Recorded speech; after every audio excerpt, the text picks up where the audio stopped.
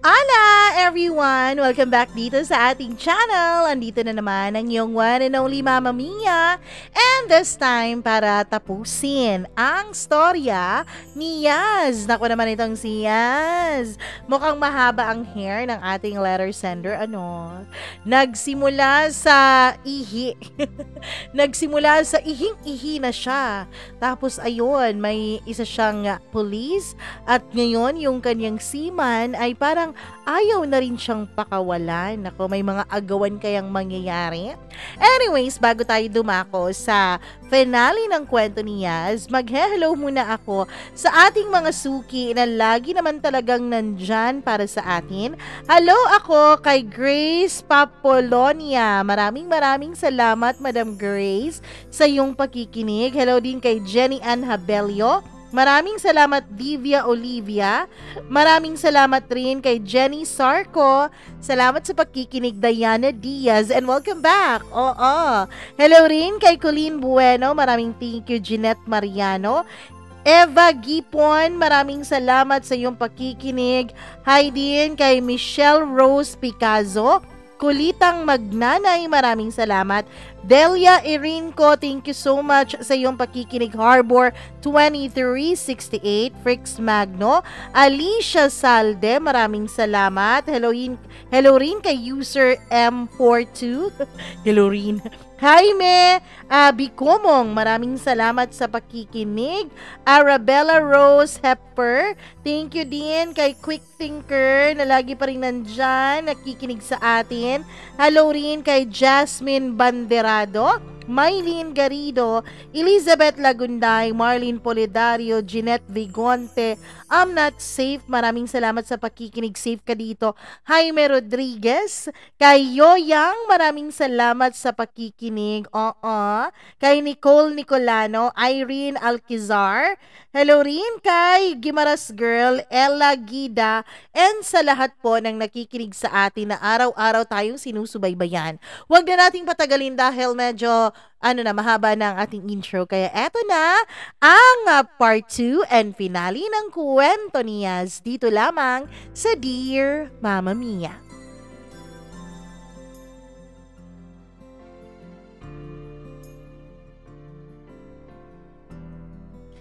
Nagulat at naguluhan ako sa sinabing yon ni Kian, Mama Mia. Sa sinabi niyang kanya akong aagawin kay Mark, aagawin sa boyfriend ko.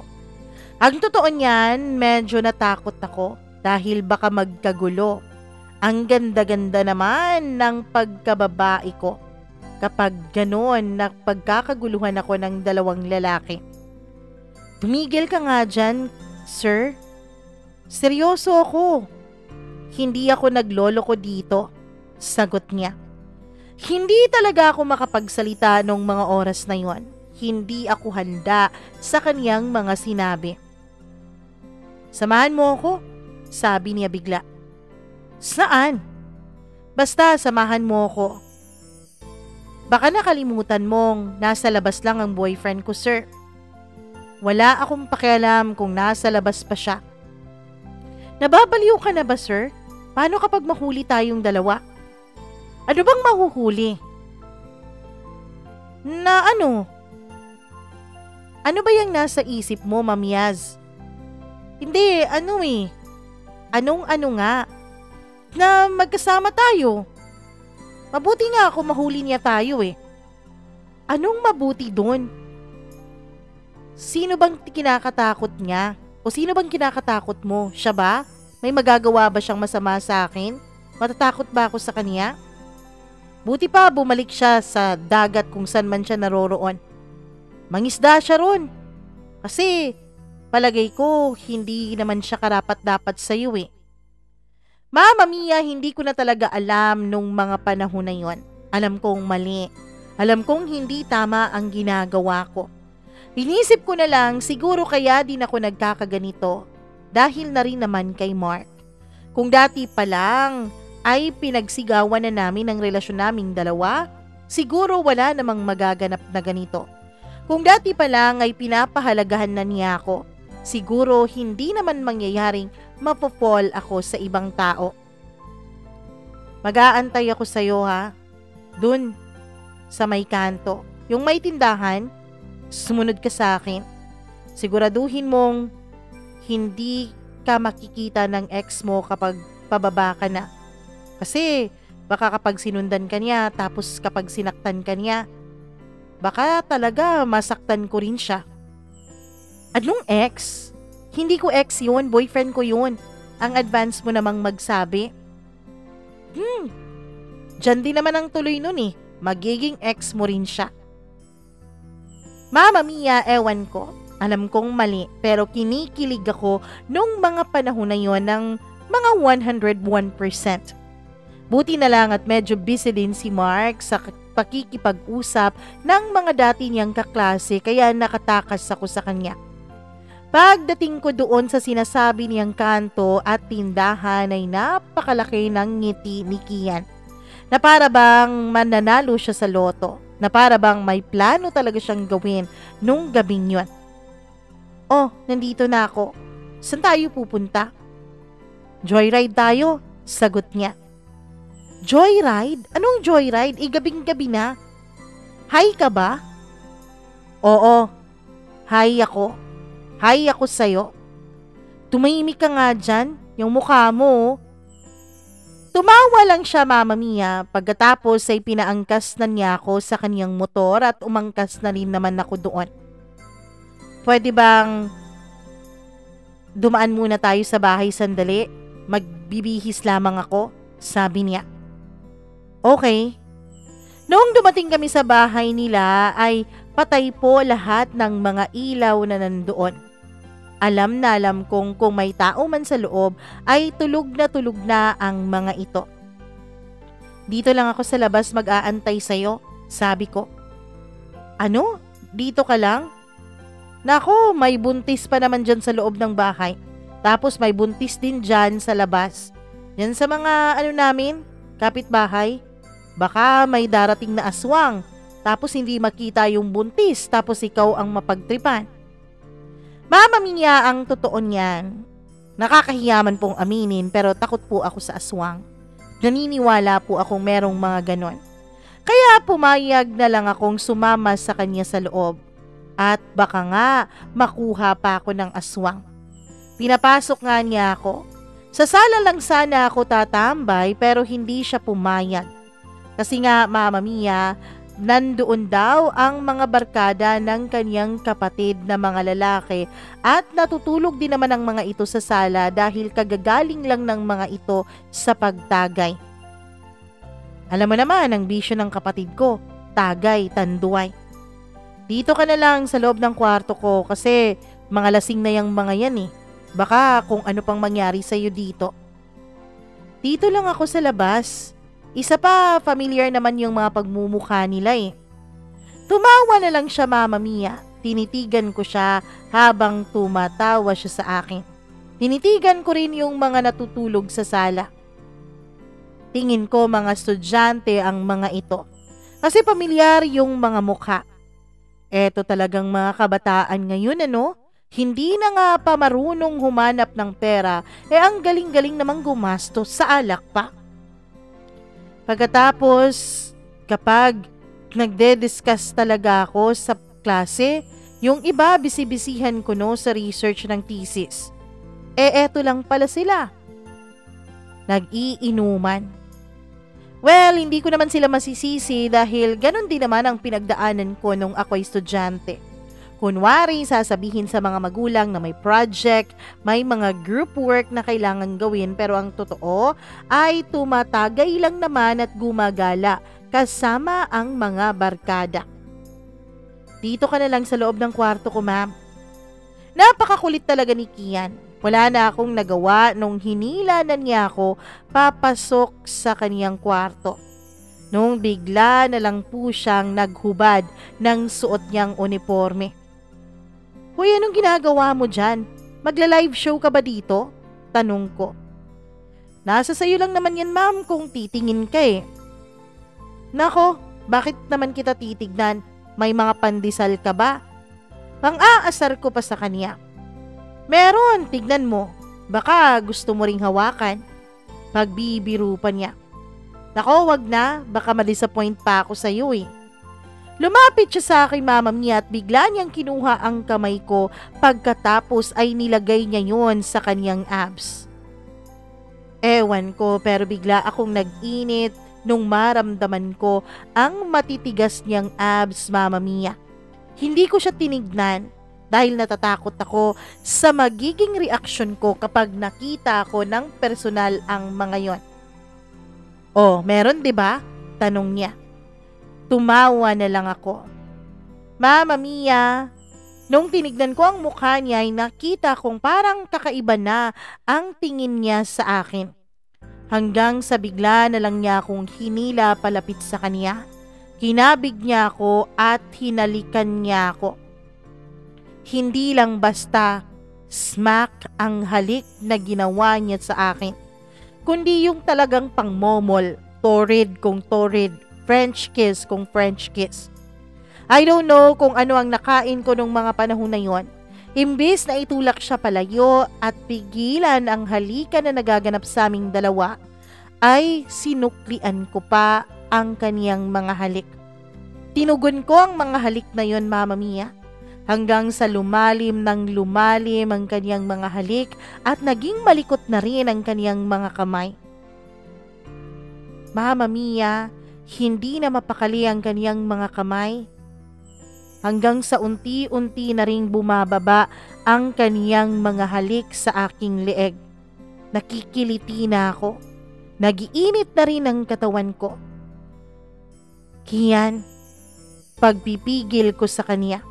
Pero hindi niya pinansin ang pagtawag ko sa kaniyang pangalan. Hanggang sa unti-unti na niya akong inihiga sa kaniyang kama, Mama Mia. Ewan ko kung paano nangyari, basta nakapatong na siya sa akin. Hanggang sa hindi ko na rin napigilan ng sarili ko sa sobrang sarap na nararamdaman ko. Sa sobrang init, sa sobrang kiliti. At ako na rin mismo ang nag-initiate na tanggalin ang suot-suot niyang sinturon, Mama Mia. Noong mga panahon na yun ay medyo mahaba po ang mga kuko ko sa aking kamay. Naramdaman ko pang parang nabali ang isa kong kuko, Mama Mia, dahil nga sa pagmamadali kong tanggalin ang bakal ng kanyang sinturon. Nagulat na lamang siya nung bigla akong napasigaw sa sobrang sakit nung mabali ang kuko ko. Pinigilan ko pa ang sigaw ko nung mga panahon na yon dahil alam kong maraming natutulog sa labas. Mama Mia, akala niya siguro na ang sigaw ko na yon ay dahil sa kanyang ginagawa sa aking katawan. Kaya ang nangyari ay mas lalo pa niyang siniksik ang kanyang mukha sa aking leeg. Pagkatapos ngay tumawa siya nung makita niya ang bali kong kuko. Umiyak ako noon sa sobrang sakit at hapdi. Ang hapdi, sabi ko habang tiningnan ko ang kuko ko. Dumugo ba? Malakas niyang tanong. Oo, ang hapdi reklamo ko. Sandali lang, kukuha ko ng tisyo. Sabi niya pagkatapos ay tumayo siya. Bilisan mo kasi ang hapdi na. Tumatawa lang siya sa mga pinagsasasabi ko, Mama Mia. Hanggang sa meron siyang kinuha sa kanyang mesa na nasa loob ng kanyang kwarto. Alkohol pala yun. Wala ka bang betadine? Tanong ko. Wala eto lang. Hindi na lang ako nagreklamo, Mama Mia, nung bigla niyang nilagyan ng alkohol yung bulak na hawak niya. Pagkatapos ay nilagay niya yung bulak sa aking kamay, sa aking daliri kung saan nabali yung kuko ko. Napangiwi ako at sinabi kong dahan-dahan lang dahil mahapdi. Oo na. Mama Mia, nung bigla niyang diniin yung bulak sa kuko ko. Aray! Wag nga ganyan. Wag mo namang idiin ang sakit dahan-dahan lang. Mama Mia, kung meron lang talagang nakakarinig sa amin nung mga panahon na yon kung ano ang aming mga pinagsasasabi, siguro nga maiisip nilang may milagro na ngang nagaganap sa kwarto ni Kian. Yung baliw ay tawa lang ng tawa dahil hindi ko na napigilang mapangiwi at magsabi sa kanyang huwag niyang diinan dahil mahapdi. Shh! Sandali lang. Senyas niya Mama Mia. Dahil baka raw may gising sa labas pero tawa pa rin siya ng tawa. Kaya ayon, yun ang pumutol sa init na pinagsasaluhan namin kani-kanina lang. Kung hindi pa nabali ang kuko ko, ay naibigay ko na ang sarili ko sa kanya. Mauuna akong lumabas ha. Pupunta lang ako sa sala. Doon ako mag-aantay sa'yo. Tumango lamang siya nung matapos na niyang gamutin ang sugat sa daliri ko. Mama Mia, nagulat na lamang ako nung pagbukas ko ng pintuan ng kanyang kwarto nung gising na yung mga lasing na mga estudyante. Nakatingin sila sa akin nung papalabas ako ng kwarto ni Kian. Siguro ay narinig nila ang pagsigaw ko kanina. Siguro nga ay nagmamasid sila kung anong nagaganap sa loob ng silid na yon. Uy ma'am! Gulat nilang sabi nung makita nila ako. Doon ko napagtanto na ang iba pala doon ay naging estudyante ko na Mama Mia. Ah, swerte-swerte ah. Relax na relax. Pagmamaldita ko sa kanila. Hayaan mo na sila ma'am. Kailangan din naman nila ng ganun. Kailangan din nilang mag-relax, 'di ba? Sambit ni Kian na nasa likuran ko na pala. Relax din naman paminsan-minsan pero itong sila, halos araw-araw na ata ito nagre-relax. Araw-araw na nagiinuman. Hayaan mo na sila, mga matatanda na yung mga yan. Dito ka na lang mag-focus sa ating dalawa. Sabi pa ni Kian na siyang ikinakantsaw at tinutukso ng mga nandoon na nag-iinuman. Nako, ang tamis naman nun sir, sabi pa nung isa. Nako ma'am, mukhang extended ata ang bakasyon nito ah, sabi nung pangalawang estudyante. Nako, dun kayo sa principal magsabi kung pwede bang i-extend yung bakasyon nyo. Sabi ko naman na nagmamaldita pa rin dahil yun ang defense mechanism ko Mama Mia para wag nilang mahalata na nahihiya ako sa mga pinaggagawa ko. So yun na nga, lumabas na kami ng bahay dahil magjo-joyride nga kami. Pero malas naman kami Mama Mia dahil paglabas namin ng bahay ay sakto naman na umulan na ng mahina. O ano? Anong gagawin natin ngayon? Umuulan, tanong ko. Dito na lang tayo sa bahay matutulog, sagot naman ni Kian. Nababaliw ka na ba? Ano na lang ang iisipin ng mga magulang mo, ng mama at papa mo, kapag inumaga ka tapos may katabi kang babae sa kama? Sus, wag ka nang mag-alala. Alam ko namang botong-boto ang papa ko sa'yo, lalong-lalo na ang mama ko. Favorite teacher ka kaya nun? Anong favorite teacher? Kilala ka ng mama ko, oy. Favorite ka ng mga pamangkin ko bilang kanilang guro. Manahimik ka nga dyan. Dito ka na lang matulog, ma'am.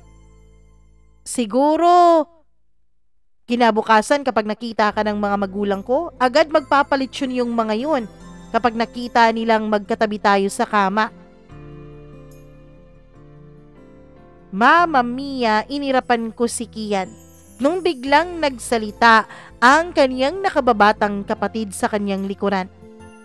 Oo nga ma'am, siguro magiging masaya ang mga magulang ko kapag maging kayo ni kuya. Mama Mia, hindi na lang ako nagreklamo. Wala na rin kasi akong masasakyan dahil gabing-gabi na yon. Kaya, imbis na sa labas ako matulog, ay inisip ko na lang na pagbigyan ng sinabi ni Kian. Wala akong dalang damit, reklamo ko. May t-shirt ako doon, yun muna ang suotin mo. Short, maghahanap ako, sagot niya. Sabi niya, Mama Mia, dun daw ako pupunta sa CR nila na malapit sa kusina. Doon ay nag-half bath muna ako. Binigyan niya ako ng tuwalya na ginamit niya. Noong inamoy ko yon ay amoy ni Kian ang naaamoy ko. Mama Mia, naisip ko saan-saan na kaya nakakarating ang tuwalyang to.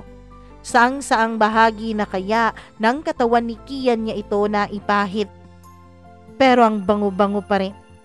Pagkatapos kong mag-half bath ay agad na niyang hinanda ang susuotin kong damit. Nasa higaan na ito. Lumabas ka muna sandali dahil magbibihis ako, sabi ko. Wala ka namang maitatago pa sa akin. Kita ko na yan lahat eh.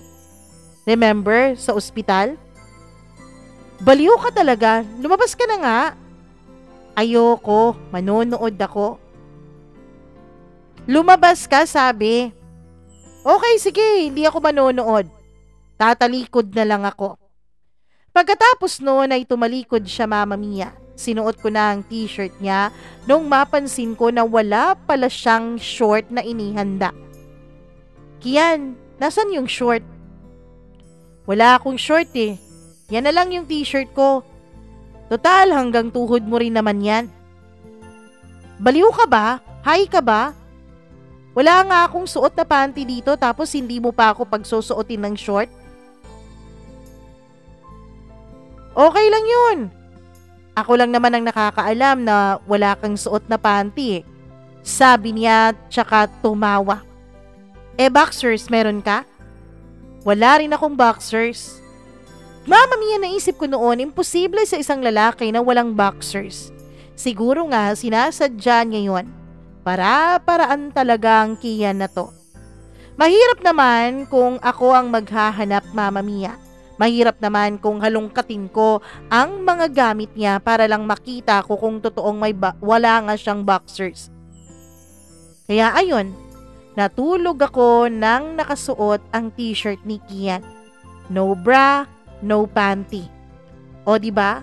Preskong presko ang pakiramdam ko. Pero Mama Mia, iba din pala talaga kapag uminit ang landi ng isang tao. Yun po ang aking kinakaba. Ang ikinatatakot ko, Mama Mia, ay medyo malikot po talaga akong matulog. Hindi po ako sanay na may katabi. Hindi ako sanay na hindi nag-helicopter sa kama. Ganun ako kapag natutulog ako eh.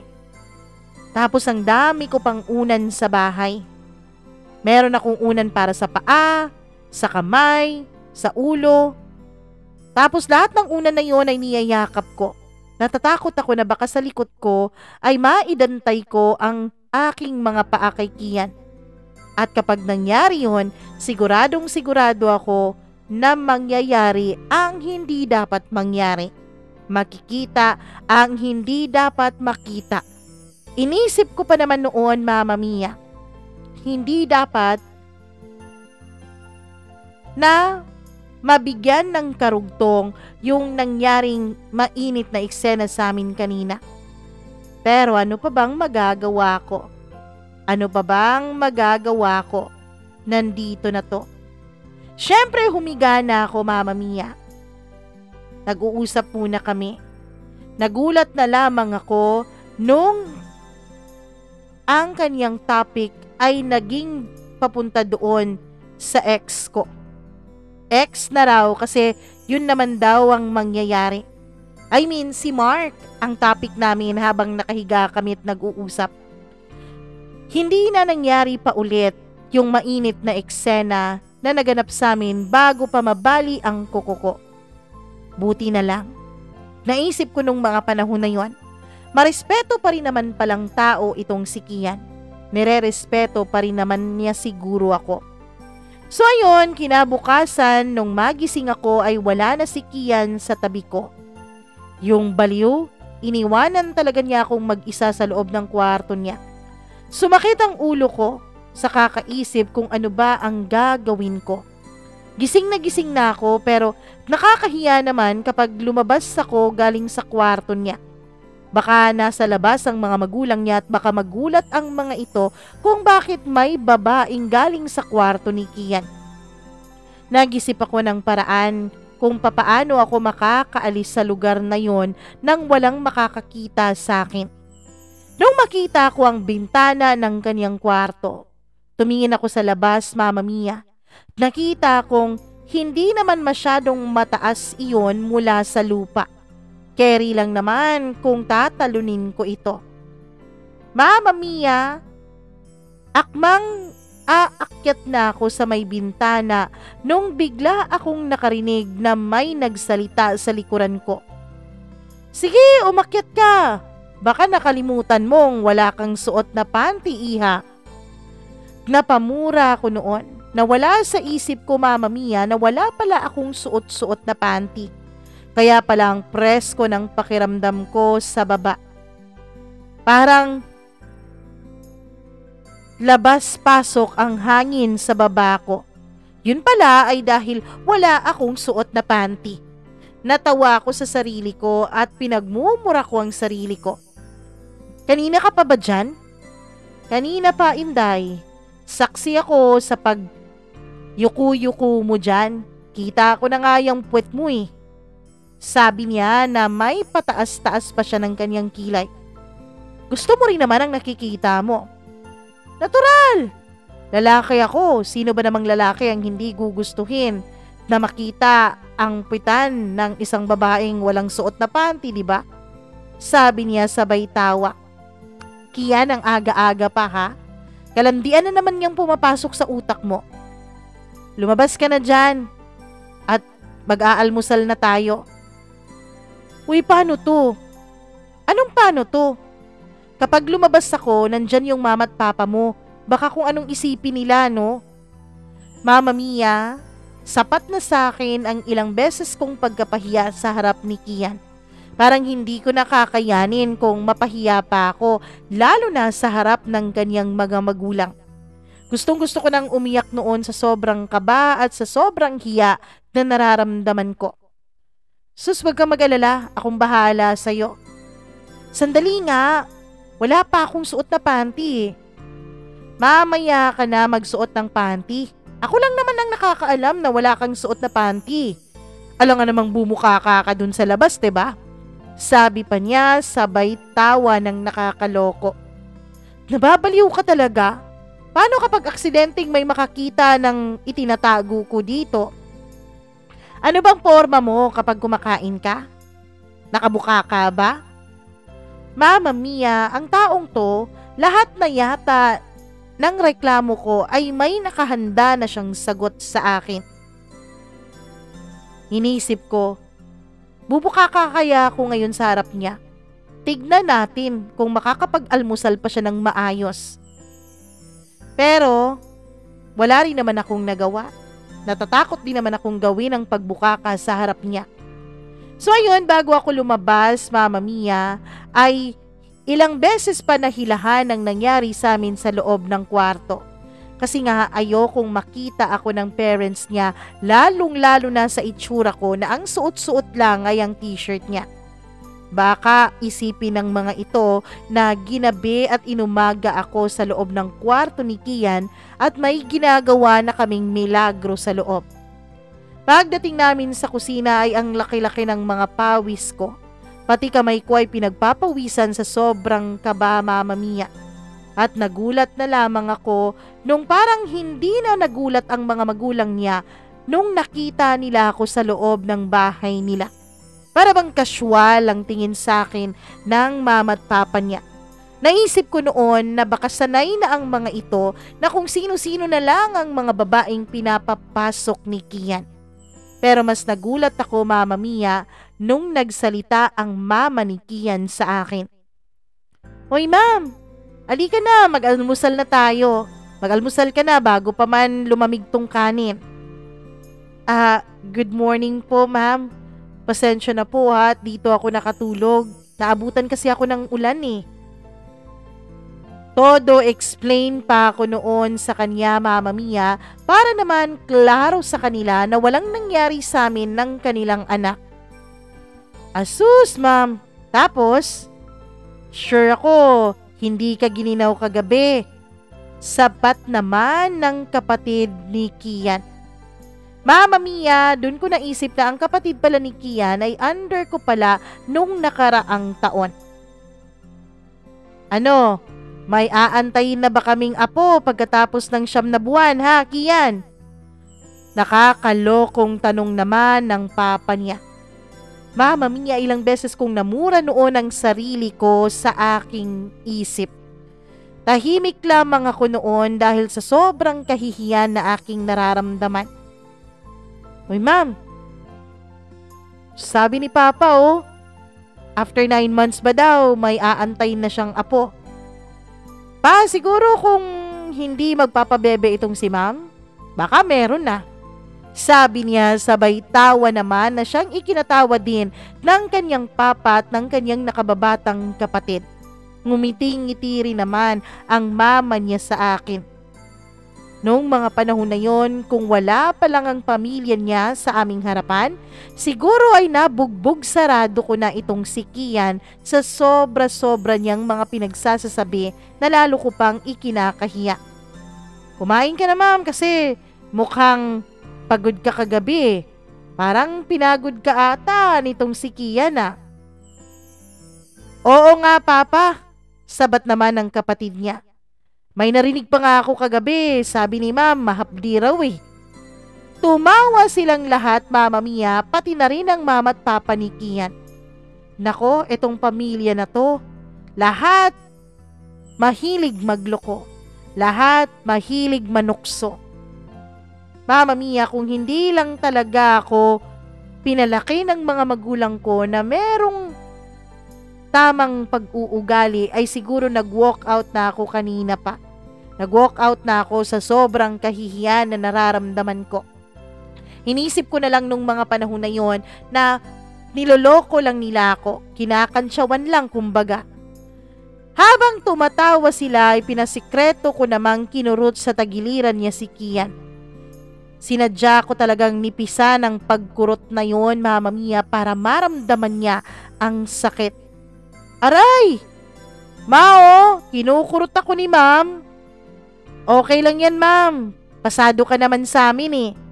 Kantsaw pa ng mama niya sa akin. Mama Mia, ngumiti na lamang ako, pero alam kong kitang-kita nila sa mukha ko ang sobrang pagkapahiya. Habang kumakain kami ng breakfast, sina Kian naman, Mama Mia, ay panay pa rin ang kantsawan sa akin.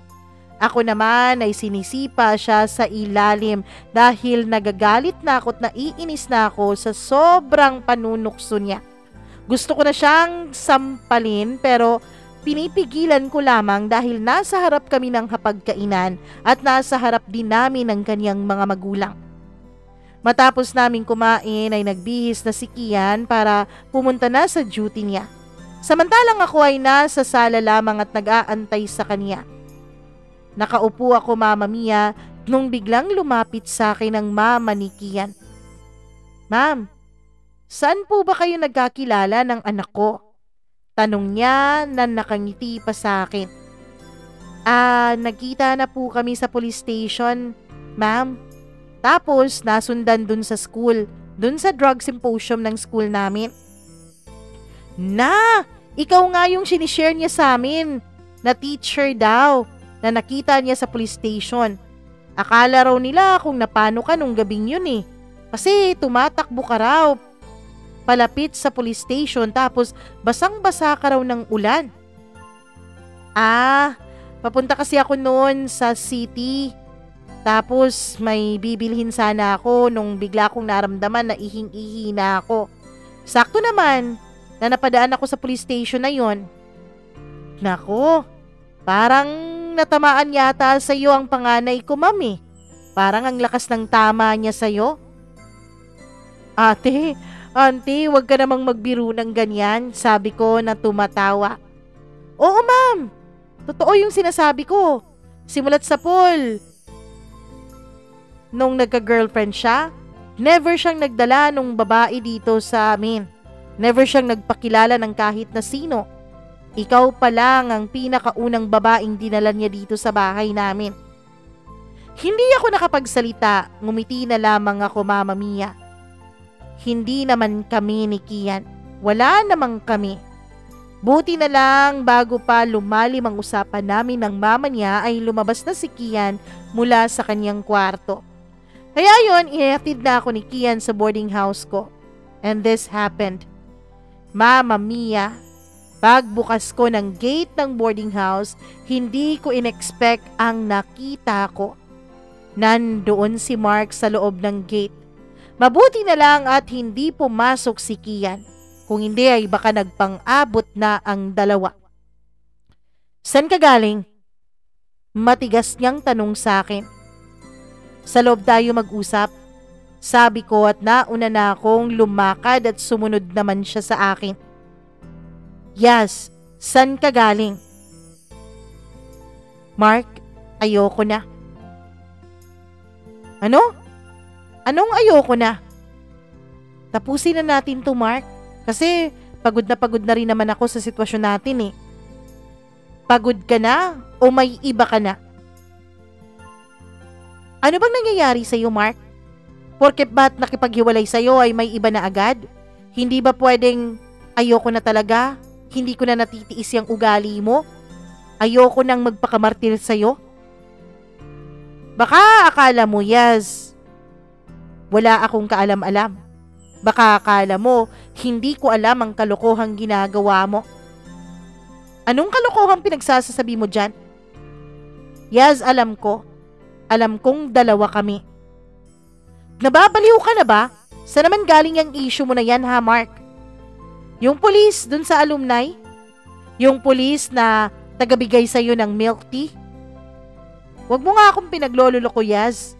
Kahit hindi ko kayo nakikita, meron akong mga matatenga dyan sa paaralan nyo. Ah. Kaya pala. Iniisip mong meron akong iba. Iniisip mong may iba na akong lalaki. Kaya hindi mo na ako pinababayaan? Kaya lagi ka nang nakabuntot sa akin? Anong pinababayaan? Pinabayaan ba kita, Yaz? Ano sa tingin mo, Mark? Sa ilang taon nating relasyon, ni minsan ba pinakilala mo ako sa iba, sa mga kaibigan mo? Ni minsan ba sinabi mo sa lahat na tayo? Di ba ayaw mong mga laman ng iba? Yaz, anong meron sa pulis na yon na wala sa akin, ha? Umuwi ka na sa inyo, Mark, please lang. Umuwi ka na. Mama Mia, habang sinasabi ko yon ay unti-unti kong nakikita ang galit sa mukha ni Mark. Kahit ako ay natakot na sa galit na yon. Dahil ang totoo, Mama Mia, sinasaktan na po ako ni Mark dati pa lang physical kapag hindi niya nagugustuhan ang mga ginagawa ko.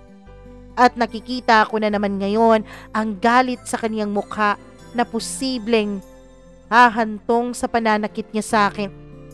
Nung bigla niyang kinuha ang bag ko at inihagis yon sa cabinet, Mama Mia. Sobrang lakas ng pagkakahagis niya. Hindi ko talaga in-expect na sa sobrang lakas na yon ay halos parang nilindol ang cabinet ko. Pati nga yung santo ko na nasa ibabaw ng cabinet ko ay gumalaw, Mama Mia, sa sobrang lakas ng pagkakahampas niya ng bag ko sa cabinet. Napasigaw ako noon ng Diyos ko. Kinakabahan ako, Mama Mia. Agad kong sinalo yung Santo Niño na santo ng mga kamay ko. Kahit si Mark, Mama Mia, ay nakita niya nung mahulog ang santo, ay nakita ko sa mukha niya na parang kinabahan siya. Nagkatitigan kaming dalawa nung bigla na lang may pumasok sa loob ng kwarto ko. Nagulat ako, Mama Mia, dahil akala ko'y nakaalis na siya. Pero hindi pa pala. Si Kian ang biglang pumasok at napakatapang ng mukha niya. Anong ginawa mo kay Yaz? Tanong ni Kian. Kian, wala siyang ginawa sa akin, sabi ko. So, ito palang pinalit mo sa akin? Tanong ni Mark. Mama Mia, masakit na ang ulo ko nung mga panahon na yon. Natatakot na ako, kinakabahan na ako at baka magkagulo dun sa boarding house ko. Nung bigla namang dumating si Ate Mitch. Galing siya sa school at bumalik lang siya para may kukunin sana. Nagulat pa siya, Mama Mia, kung anong nangyari. Hindi na lang sumagot yung dalawang lalaki. Hinila ni Ate Mitch si Kian palabas. Pero bago pa makalabas si Kian, Mama Mia, ay nagbanta ito kay Mark. Subukan mo lang galawin si Yas.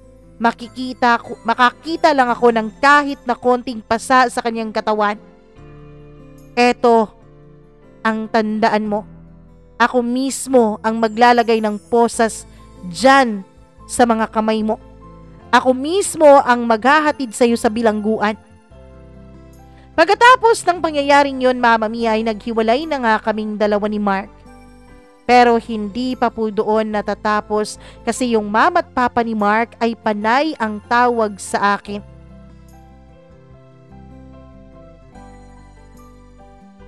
Mama Mia, panay ang tawag sa akin dahil si Mark daw ay naglalasing. Naglalasing pagkatapos ay nag-aamok sa kanilang bahay. Oo, Mama Mia. Nagwa-wild siya sa bahay nila. Gusto nilang pabalikin ako sa buhay ng kanilang anak. Dahil parang miserable na raw si Mark nung magkahiwalay kami. Pinipilit nila akong makipagbalikan kay Mark pero ayoko na talaga, Mama Mia. Ang totoo niyan, nung dumating si Kian sa buhay ko, doon ko na-realize kung gaano kalayo silang dalawa ni Mark sa isa't isa. Si Mark nananakit physically. Si Kian hindi. Si Mark kapag nagagalit minumura ako. Sinisigawan ako. Si Kian dinadaan niya lang sa biro ang galit niya. Kuminsan ay naaawa ako kay Mark, Mama Mia. Tumatawag siya sa akin paminsan-minsan at umiiyak. Humihingi ng tawad. Nahihirapang huminga dahil sa sobrang pag-iyak niya. Sabi niya bigyan ko raw siya ng pagkakataon at aayusin niya lahat. Ipagsisigawan niya raw sa mundo na ako ay kanyang girlfriend. May minsan pa na bigla-bigla na lang siyang tatawag sa akin through video call. At makikita ko na lang siya na umiiyak tapos ipinapalo ang kanyang ulo sa simento ng kanilang bahay. Lagi siyang nagsasabi na sorry na. Hindi na raw niya ako babaliwalain. Hindi na raw niya ako sasaktan. Pero nagmatigas ako. Bukod sa sawa na ako kay Mark, bukod sa na-realize ko na ang worth ko, hindi ko na talaga siya mahal, Mama Mia. Samantalang si Kian ay lagi pa rin nasa tabi ko. Everyday, lagi niya akong inahatid sundo sa paaralan. Pero hindi ko talaga siya sinagot, Mama Mia. Dahil baka kung ano ang isipin ng mga magulang ni Mark. Hindi ko siya sinagot dahil baka isipin ng lahat na si Kian ang dahilan ng pakikipaghiwalay ko kay Mark. Ang totoo, partly, Mama Mia, oo, si Kian naman talaga. Dahil nga na in love ako sa kanya. Dahil nakita ko sa kanya kung paano ako dapat tinatrato. Pero ayoko pa rin na agad tumalon sa isang relasyon kasama siya, nakakatapos ko pa lamang ng relasyon naming dalawa ni Mark. Pero kahit nahiwalay na kami ni Mark ay hindi naman po tuluyang nawala ang communication naming dalawa. Dahil konsensya ko pa rin naman ako. O hindi ko na siya mahal pero nagigilty pa rin ako kung bakit naging ganun siya. Every night tumatawag si Mark sa akin. Minsan nagchat-chat pa siya sa akin ng I love you pero hindi talaga ako nagre-reply. Until what time, Mama Mia? Nag-text si Mark sa akin. Ang sabi niya, birthday raw ng lola niya at hinahanap raw ako ng kanyang pamilya. Ayoko sanang maniwala pero biglang tumawag si Mark sa akin. Tapos yung lola niya ang pinakausap niya sa akin. Hihindi sana ako dun sa invitation pero napakahirap naman natanggihan ng isang matanda. Dahil sabi pa niya sa akin, Mama Mia, baka yun na raw ang magiging huling birthday niya. Tatanggihan ko raw ba siya? Medyo na-attach na rin naman ako sa lola ni Mark. Dahil tanging ang mga ito lang naman ang nakakaalam dati tungkol sa aming relasyon. So ayun, Mama Mia, pumayag ako sa invitation ng lola niya para sa birthday nito. Tapos biglang sinabi ni Mark na iisa na lang daw ang birthday gift naming dalawa. Ayoko sana dahil sa totoo lang ay hindi naman dapat na magkita pa kami ni Mark. Pero na-caught off na ako sa sitwasyon. Hindi na ako nakahindi, Mama Mia. Sabi ni Mark, nung tumawag siya, Mama Mia, na sabay na raw kaming bumili ng regalo namin para sa lola niya. Sabi niya, yun na raw ang huli naming gagawin para sa kanyang lola. Dati kasi tuwing birthday ng kanyang mga magulang at birthday ng kanyang lola ay lagi akong nandun sa kanila. Inisip ko nung mga panahon na yon, gagawin ko ito hindi naman para kay Mark, kundi para sa lola niya. Tapos biglang dumating si Kian sa boarding house. Hindi kami ni Kian, promise, pero parang kami. Wala kaming relasyon dahil hindi ko pa naman siya sinasagot. Nung pumasok ako ng banyo para mag-ayos ng sarili ko, gulat na gulat ako, Mama Mia, dahil paglabas ko ay hawak-hawak na ni Kian ang cellphone ko. Kitang-kita ko sa kanyang mukha na parang nawala siya sa kanyang mood. May communication pa rin pala kayo ng ex mo? Meron. Pero dahil lang yan sa lola niya. So pupunta ka talaga sa birthday ng lola niya? Oo. Huling pagkakataon na yon na pupunta ako sa kanila. Dahil ba sa kanyang lola? Oo, dahil sa lola niya. Eh bakit nag-I love you pa rin to sa'yo? Ewan ko sa kanya. Hindi ko alam kung bakit nag-I love you pa rin siya sa akin. Biglang tumayo si Kian, Mama Mia, at lumapit siya sa akin. Pagkatapos hinawakan niya ang tuwalyang suot-suot ko. Kinabahan ako, Mama Mia.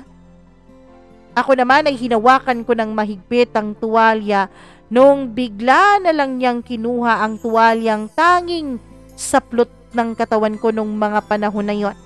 Nag-aagawan kami sa tuwalya dahil hindi rin naman ako pumapayag na tanggalin niya yon. Pero talagang talo tayong mga babae sa lakas ng pisikal ng mga lalaki. Hanggang sa nahulog na nga ang tuwalya sa baba. Hubot-hubad ako sa harapan niya, Mama Mia. Samantalang siya ay seryosong-seryoso pa rin ang kanyang mukha. Makakala ng ex mo, bobo ako. Ginagamit pa niya ang lola niya sa kanyang kabaliwan? Matalino ako. Baka nakalimutan niya. Kami ang naghahanap ng mga ebidensya at hustisya bago pa niya magawa ang kung anumang binabalak niya. Alam ko na kung ano ang binabalak niya. Kukunin ko muna para wala na siyang makuha pa. Uunahan ko na muna siya. Mama Mia, nagtataka ako noon sa kanyang mga sinasabi. Nagugulat ako. Anong kukunin, ha? Anong kukunin niya sa akin? Tanong ko. Hindi siya sumagot, Mama Mia, pero ngumiti siya ng pagkaloko-loko. Until nilapitan niya ako. He crossed the distance between us and then he kissed me. Nung hinalikan niya ako, ay alam ko na kung anong ibig niyang sabihin. Pero imbes na itulak ko siya palayo, ay sinuklian ko at tinugon ko ang kaniyang mga halik. Mama Mia, ayaw ng utak ko. Ayaw ko, pero tinatraidor ako ng katawan ko. Inisip ko noon na pigilan ko dapat ang ginagawa ni Kian sa katawan ko. Pero ang katawan ko mismo ang lalong naglalapit sa kanyang sarili kay Kian. Sa totoo lang, nadala po talaga ako sa tukso na hatid ni Kian. Hindi ko na napigilan ang sarili ko. Nadala ako sa kiliti ng kaniyang mga haplos at halik. So ayun, Mama Mia, nakuha nga ni Kian ang pagkababaeng kay tagal-tagal kong iningatan. Oo, kahit pa nga 4 na taon ang relasyon namin ni Mark, ni minsan ay hindi kami umabot sa kama. Lagi po akong nakakapagpigil, pero kay Kian, Mama Mia, hindi. Pero inisip ko worth it din naman kasi Dax din naman si Kian. Tapos nasa sustong gulang na rin naman ako. Sa totoo lang, Mama Mia, totoo ang sinasabi nila na masakit po talaga ang first time, lalo na kay Kian, dahil alam kong hindi pangkaraniwan ang size niya na yon. Nung magising ako, nung matapos kami, ay para akong isang baldadong babaeng naglalakad papunta ng CR. Hindi ko maidikit ang dalawa kong mga paa. Yun bang feeling, Mama Mia, na after mong gumawa ng milagro ay parang pakiramdam mo na sa loob-loob mo pa rin yung pagkalalaki ng nakaniig mo. Pakiramdam ko ay hindi pa rin yun natatanggal sa akin. Paglabas ko ng CR ay nakahiga pa rin si Kian sa kama ko habang nakatingin sa akin na hindi komportable sa paglalakad. Anong nangyari sa'yo? Tanong niya habang nakangisi sa akin. Wala. Masakit? Ay hindi. Hindi masakit. Sabi ko sabay irap sa kanya. Bakit ka nagagalit? Hindi ako galit. Kalma pa ako nito. Sabi ko at iniripan ko siya ulit. After nung may mangyari sa amin, Mama Mia, ay talagang nabubwisit na ako sa pagmumukha ni Kian. Lalo na kapag tinitignan niya ako tapos ngumingiti siya ng nakakaloko. Mama Mia, nung mga panahon na yon ay naisip ko, bakit ang dali-dali lang para sa akin na ibigay ang sarili ko kay Kian? Minahal ko rin naman si Mark dati. Siguro alam ng katawan ko na hindi si Mark ang nararapat para sa akin. Minsan, kapag tinitignan ko si Kian ay nginingitian niya ako. Ewan ko, pero parang nababasa ko sa mga ngiti niya na parang gusto pa niyang umisa. Parang gusto pa niyang ulitin ang nangyari sa amin. So dahil nga meron akong event na pupuntahan sa bahay ng ex ko, Mama Mia, ay nagbihis na ako. Ano, tutuloy ka pa rin ba dun? Alam mo, yang pagtatanong mo, sabi mo kanina, may kukunin ka lang para secured ka na. Huwag ka nang magtanong, secured ka rin naman eh. Kahit na, wala akong tiwala dun sa ex mong taga-dagat. Huli na to, promise. Sasama ako, sabi niya. Nababaliw ka na ba? Seryoso ako, ihahatid lang kita. Pagkatapos hihintayin kita sa labas. Hahanap lang ako ng matatambayan doon. Tumigil ka nga, Kian. Wala ka bang tiwala sa akin? Meron akong tiwala sa'yo. Sa ex mo wala? Sigaw niya. Wala akong nagawa, Mama Mia, dahil para siyang batang nagtatantrums at hindi niya talaga ako pinapayagang umalis. Mahirap palang magkaroon ng boyfriend na lalaking napakatabil ng dila. Lalaking mas pa kaysa sa babae. Hindi ka talaga nananalo sa tuwing nag-aaway at nagkakadiskusyonan kayo. So ayun, sumama nga siya. Buti na lang at merong tindahan dun malapit sa bahay ni na Mark na siyang pinagtambayan ni Kian. Pagpasok ko sa bahay, sa pintuan pa lang, Mama Mia, ay sinalubong na ako ng ex ko. Tapos ang laki pa ng ngiti niya sa akin. Yes, mabuti tumuloy ka sa pagpunta dito, sabi niya habang nakangiti. Nasaan ang lola mo? Nasa loob. O okay. Mama Mia, nagulat na lang ako nung pagpasok ko ay sobra-sobra kung maka-welcome sa akin ang pamilya ni Mark. Oh yes, mabutit nakapunta ka dito. Halika na, kumain ka na. Ikaw lang kasi ang inaantay namin bago kami kumain eh. Awkward sa lahat ng awkward, Mama Mia. Yun bang feeling na gustong gusto ko nang umuwi dahil hindi talaga ako komportable sa sitwasyon na yon. Habang kumakain kami ay kung saan-saan na napupunta ang isip ko. Kung ano-ano nang naiisip ko nung mga panahon na yon. Iniisip ko kung nasaan na si Kian. Iniisip ko kung ano nang iniisip niya sa akin. Iniisip ko si Kian, Mama Mia. Dahil sa totoo lang, nung ibinigay ko ang sarili ko sa kanya, ay iniisip kong kami nangang dalawa. Magkatabi kami ni Mark sa upuan. As in, para tuloy akong nakukonsensya at naawa kay Kian nung mga panahon na yon. Pakiramdam ko ay may malaki akong kasalanan sa kanya kahit na wala naman akong ginagawang masama. Nung matapos na kaming kumain ay nandun pa rin kami sa mesa at nakaupo at nag-uusap ng konti. Nung hindi ko talaga in-expect ang ginawa ni Mark, Mama Mia. Bigla na lang siyang humawak sa mga kamay ko. Tapos ipinatong niya ang kaniyang kamay sa aking legs. Nanigas ako sa kaniyang ginawa pero deep inside ay nagalit talaga ako. Gusto ko siyang bugahan ng apoy pero pinipigilan ko lang ang sarili ko bilang respeto sa kanyang pamilya. Tinanggal ko ang pagkakahawak niya ng kamay ko sa akin pero malakas siya. Hanggang sa lumipat na kami sa sala. Doon na lang daw namin tatapusin ang aming pag-uusap. So Mama Mia, kung saan ako umuupo ay doon umuupo si Mark. Tumatabi sa akin. Kung makadikit si Mark sa akin ay para po siyang linta. Ang ending, magkatabi kami sa sofa. Imagine, single sofa, Mama Mia, yung inupuan naming dalawa. Nasa upuan ako samantalang si Mark ay nasa armchair nung sofa na yon. Yung kamay niya ay nakahawak sa balikat ko. Paminsan-minsan ay humahawak pa yon sa aking tiyan, pagkatapos pinipisil-pisil pa niya ang bilbil ko. Yun na talaga ang habit ni Mark dati pa lamang kapag kaming dalawa lang o kapag nasa bahay nila kami. Yung bilbil ko ang pinipisil-pisil niya. Ilang beses akong gumalaw para mapalayo sa kanya. Ilang beses kong ginalaw ang katawan ko para iparamdam sa kanya na hindi ko gusto ang ginagawa niya, Mama Mia. Pero hindi talaga siya tumitigil.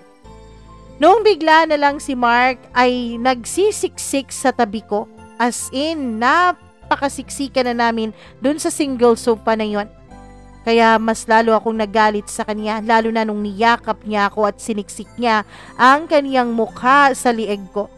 Gustong gusto ko na siyang sampalin. Hindi na lang ako nagsalita dahil ayoko ng gulo nung gabing yon. Gusto ko na lang matapos ang gabing yon, Mama Mia, dahil alam kong may sakit na ang lola niya. Pinipigilan ko talaga ang sarili ko. Mark, please, tigilan mo na to. Bulong ko sa kanya. Sorry na, Yas. Please, balikan mo na ako. Alam nating dalawa na hindi pwede. Kaya Mark, please, bitawan mo na ako. May boyfriend na ako eh. Wala akong pakialam kung may boyfriend ka pa. Wala akong paki sa kanya. Ang sa akin, sayang yung panahon na pinagsamahan nating dalawa. Sana Mark, inisip mo yan dati pa. Nung dati pa na ilang beses kong sinabi sa'yo na ayusin mo ang ugali mo. Ilang beses kong sinabi sa'yo na wag mo na akong saktan. Pero kahit kailan, ni minsan hindi ka nakinig sa akin.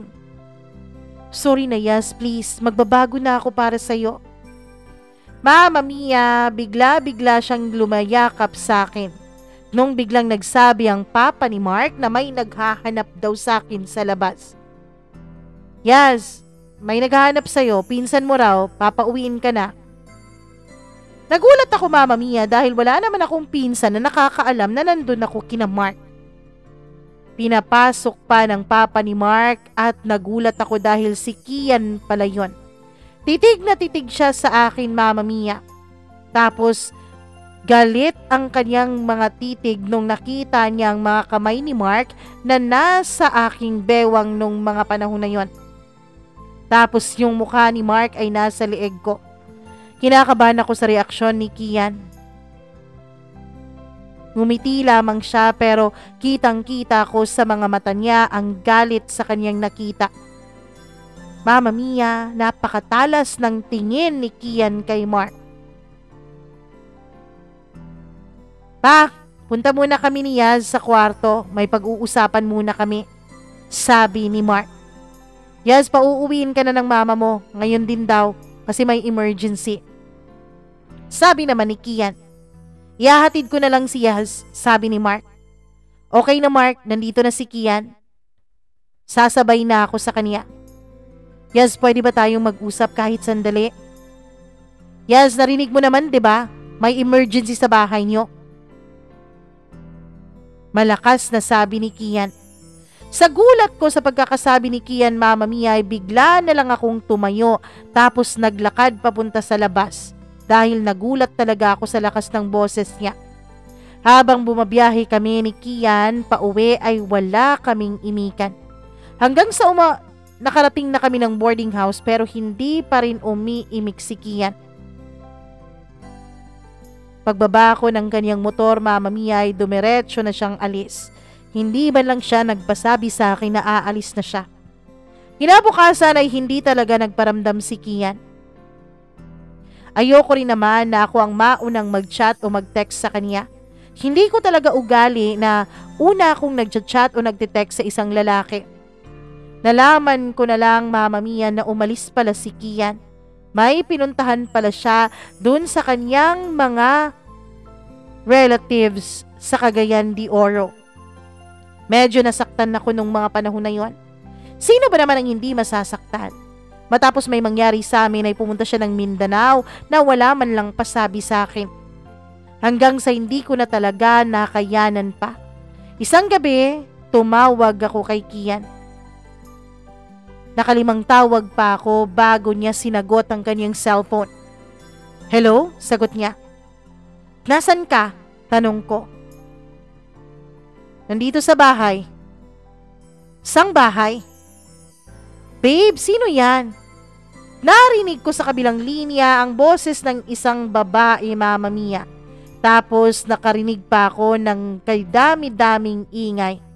Halatang halata na tumatagay sila. Nung marinig ko pa lang ang boses ng babae, ay tinapos ko na yung tawag agad-agad. Hindi ako naapektuhan sa sinabi ng babae. Kasi Mama Mia, deep inside, umaasa ako.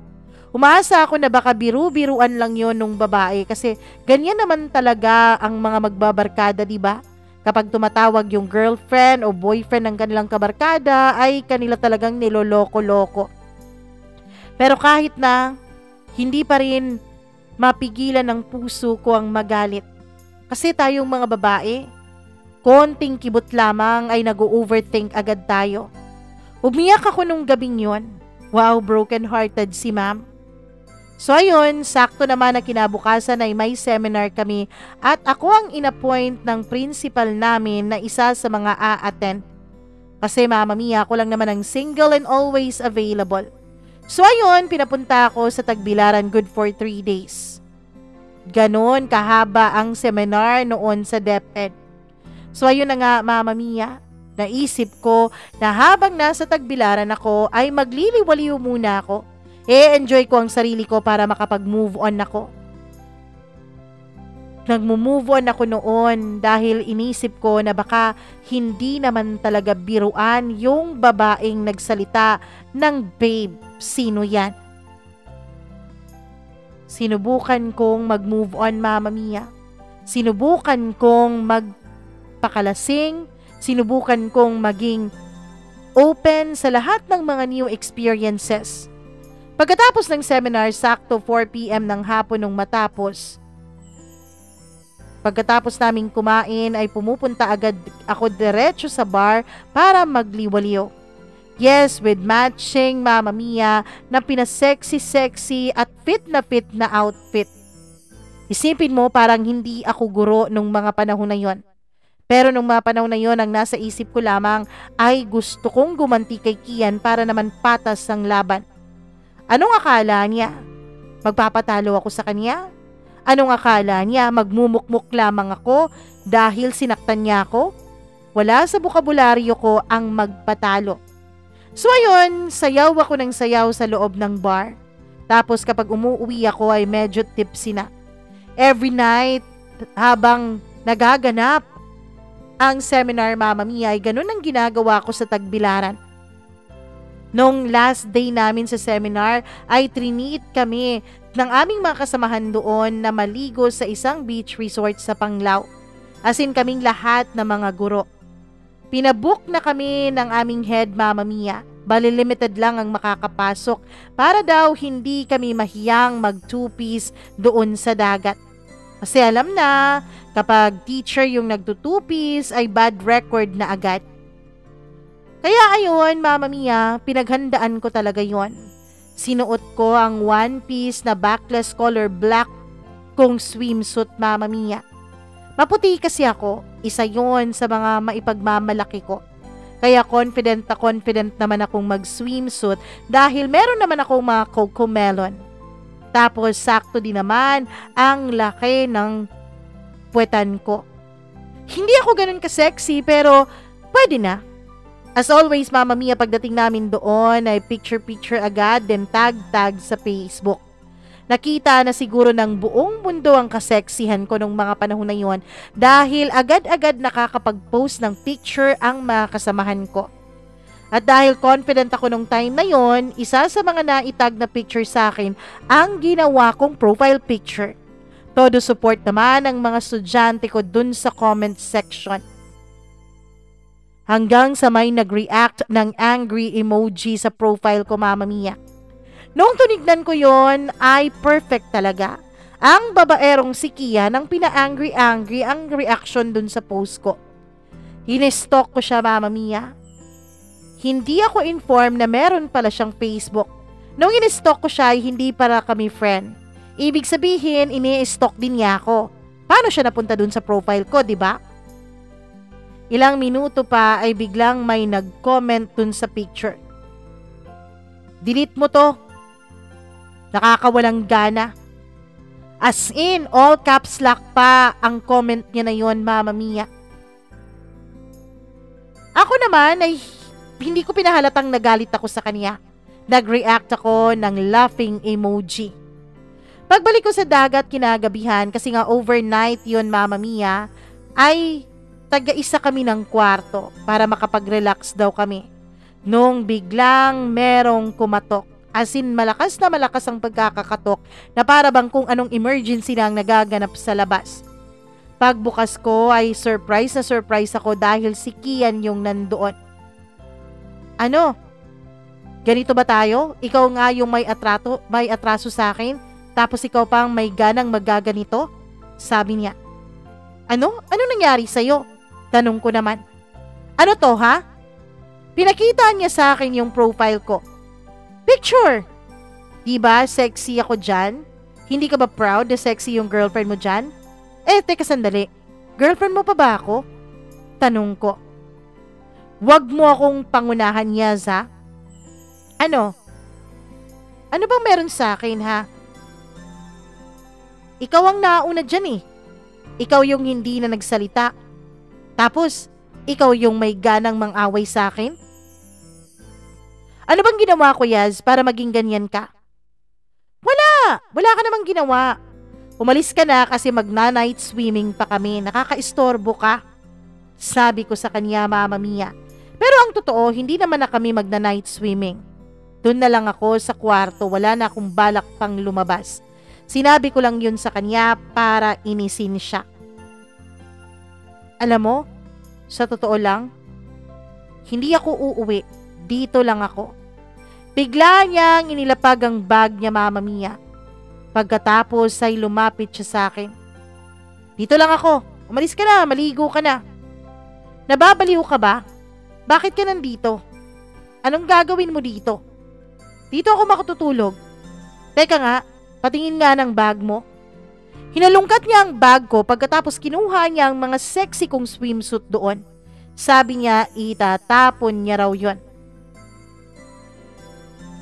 Lumabas ka na. Bakit mo yan itatapon ha? Akin naman yan. Hindi ako lalabas. Lumabas ka na. Pagod ako sa training. Nakaka-istorbo ka sa akin. Nako, ako pa bang nakaka-istorbo sa iyo ngayon ha, babe? Sabi ko sa kanya. Tumawa siya, Mama Mia. Kaya ka pala nagkakaganyan. Anong kaya pala? Nagsiselos ka, no? Ako magsiselos? Bakit naman ako magsiselos?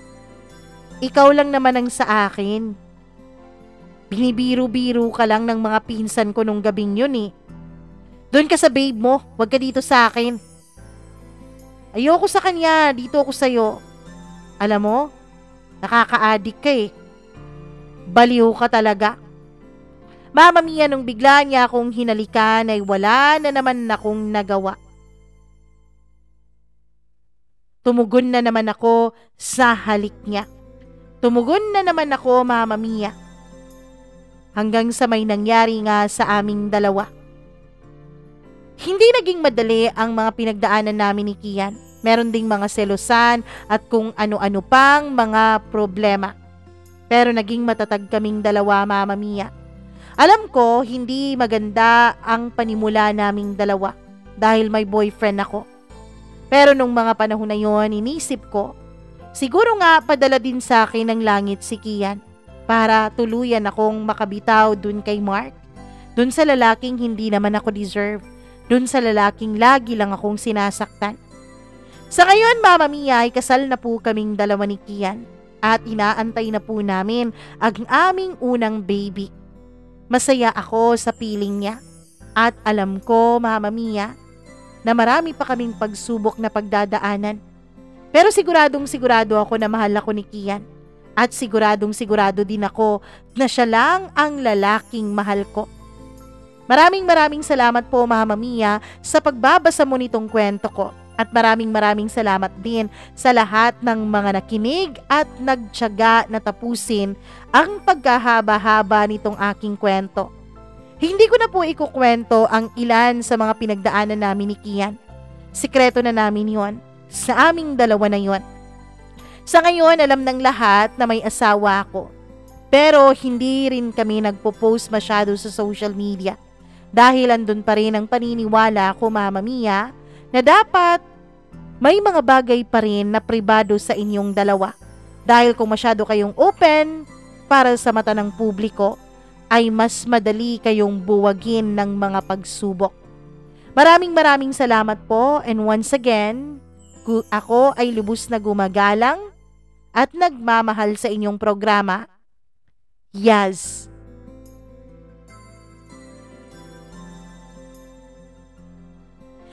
Nako naman, bilang marites tayo, meron pa sana akong gustong malaman Yaz pero hanggang dun lang talaga ang kwento niya, kaya wala tayong magagawa, hanggang dun na lang din talaga. Maraming salamat Yaz sa pagbabahagi mo ng iyong kwento dito sa ating channel. At sa mga nakikinig ngayon sa ating program, maraming salamat dahil hindi kayo nang iiwan at umabot kayo sa puntong ito. Hindi kayo nag-skip ng ads. Thank you so much. Naway pagpalain kayong lahat na Lord, at syempre i-share nyo itong ating kwento at i-like na rin ang video na to. At huwag kalimutan na kung hindi pa po kayo nakapag-subscribe, please do subscribe to our channel.